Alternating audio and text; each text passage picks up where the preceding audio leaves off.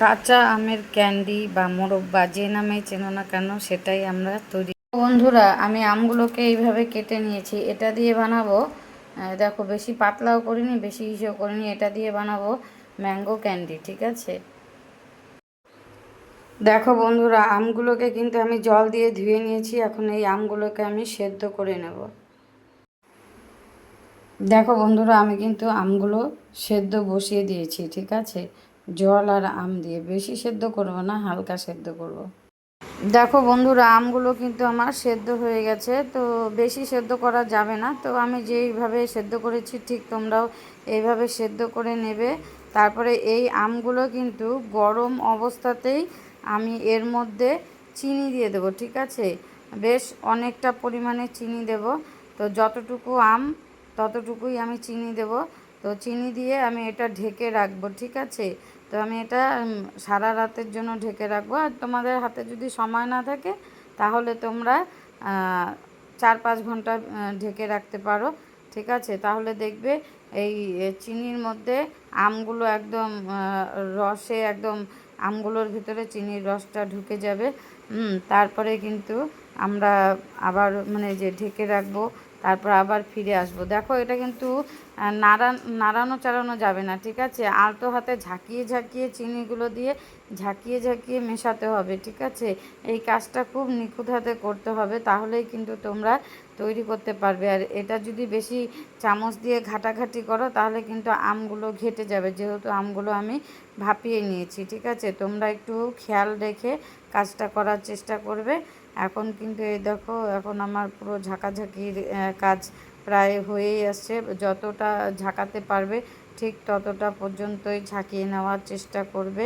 তো আমি আবার ফিরে আসছি। দেখো আমার আমগুলো কিন্তু দেখো শোক হয়ে গেছে চিনির শিরার মধ্যে।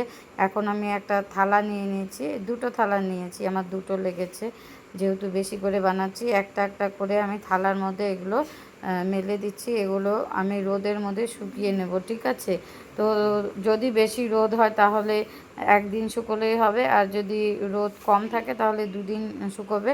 আমার কিন্তু শুকোতে 2 দিন লেগেছে। দেখো কালারটা একদম চেঞ্জ হয়ে গেছে, দেখেছো? আমার কিন্তু আমগুলো শুকিয়ে গেছে, আমি তুলে নিয়ে এসেছি। দেখো কালারটা কতটা চেঞ্জ হয়েছে। এখন আমি চিনি নিয়েছি, চিনিগুলো আমি এখন পাউডার করে নিয়েছি।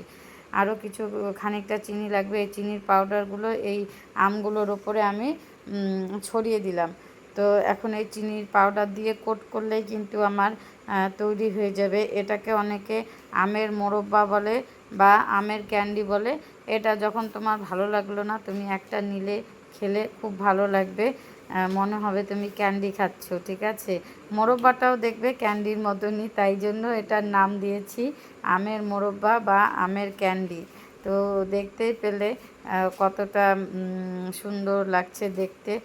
যে কোনো জিনিস বানাতে গেলে কিন্তু একটু ধৈর্য সহকারে একটু কষ্ট করে আমাদেরকে বানিয়ে নিতে হবে, না হলে কিন্তু কোনো কিছুই টেস্ট হয় না, তাই না? তো সব কিছুর মধ্যেই একটা আর্ট রয়েছে, রান্নাটাও কিন্তু একটা আর্ট। তো এই দেখো আমি কিভাবে করে চিনির মধ্যে আমি মিলিয়ে নিচ্ছি চিনির পাউডারটার মধ্যে। তো আমি পাউডারটা কিন্তু শিলনোড়াতেই করেছি, যেহেতু আমার মিক্সচার গ্রাইন্ডারটা নষ্ট হয়ে গেছে। তো তোমরা মিক্সচার গ্রাইন্ডারে করলে পাউডারটা আরও বেশি ভালো হবে। তো আমার এই আমের মোরব্বা বা আমের ক্যান্ডি তোমাদের কেমন লাগলো অবশ্যই কমেন্ট করে জানাবে। আর আমার এই ভিডিওটা তোমরা লাইক করবে, কমেন্ট করবে এবং সাবস্ক্রাইব করে আমার পাশে থাকার চেষ্টা করবে। আমিও কিন্তু অবশ্যই তোমাদের পাশে থাকব। আর কেমন লাগলো জানাতে কিন্তু ভুলবে না তোমরা। আমার তো বেশ দারুণ লাগলো বানিয়ে, আমি তো খুব এক্সাইটেড। তো এই প্রথমবার বানালাম, তো তোমাদেরকেও দেখানোর চেষ্টা